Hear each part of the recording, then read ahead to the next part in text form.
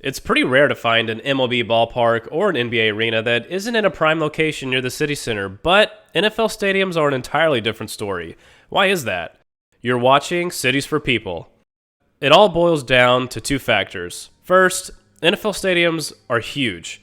They can take up to 10 city blocks, but they aren't that much bigger than MLB ballparks. Secondly, the low number of events held in the stadium, but more and more teams are hosting concerts and other third-party events during the offseason. So do NFL stadiums belong in the core of the city or out in the burbs?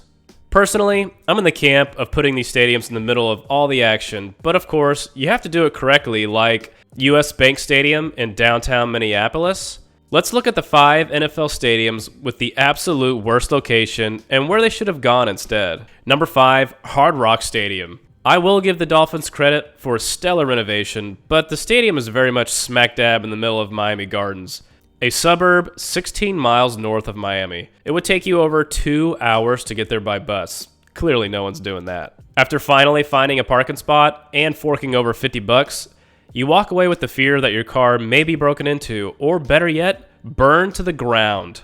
The hack at this stadium is to walk to the Walmart across the street to avoid the stadium traffic before calling an Uber. Talk about a buzzkill. So where should the stadium go instead? For starters, in Miami. You can't put it in South Beach, obviously. You'd be stuck there for an entire week due to the traffic and terrible drivers. The waterfront property is all spoken for, so it's definitely a challenge, but I did find a good amount of property available to be developed right along Northeast 17th and 19th Street in between Miami Avenue and 2nd Avenue. Now, looks like you would have to relocate some dead bodies, which may or may not be feasible, but hey, even a cemetery has a price, right?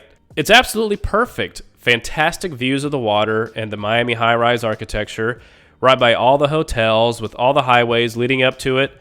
So all the diehard Dolphins fans can drive down from Fort Lauderdale. Number 4, State Farm Stadium. 17 miles away from the city center of Phoenix. By the way, how is this stadium not covered with solar panels? The exterior metal panels already look like solar panels, so why not? The sun reflecting off of this thing is blinding.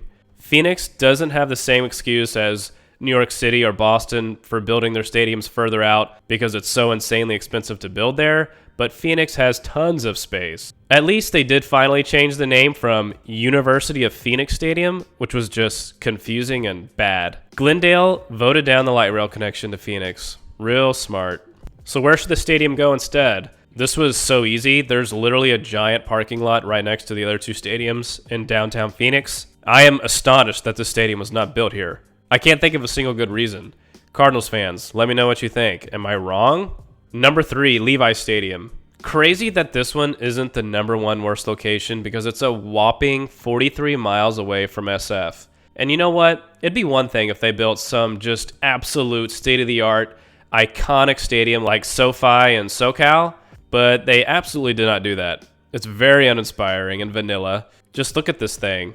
There are Texas high school football stadiums that are more well-designed than this. Being in Santa Clara means nothing. It's a suburban, tech-centric dystopia of epic proportions. Just the environment you want before the Niners take on the Packers on Sunday Night Football. Where should the Niners play instead? Levi Stadium is definitely a far cry from Candlestick, which was in a phenomenal location in the Hunters Point area, right on the San Francisco Bay. Boy, I bet they wish they would have stuck to their guns about building a new stadium in the same area, especially with all the history of the 49ers on that field.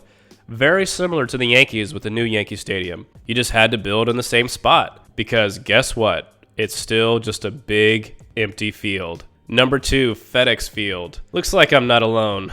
Yikes. The ownership was a mess forever. The team is a mess. The stadium is a mess. The team name is a mess. What exactly is going right for the DC football team these days? So where should the DC football team, Commanders play? If it's not right back at the site of the now defunct RFK Stadium, which is right in DC with the Stadium Metro stop conveniently nearby, then how about this location at Anacostia Park, which is directly across the river from the Nats Park and Audi Field. The Anacostia Metro stop on the Green Line is right next to the park, along with access from the Navy Yard Metro stop. This would give you absolutely stunning views of the Capitol.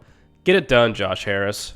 And the number one absolute worst located stadium is the Bears Stadium if they move to Arlington Heights. 40 miles from the Bears' home since 1971, Soldier Field. The Bears did recently purchase land in the suburb of Arlington Heights.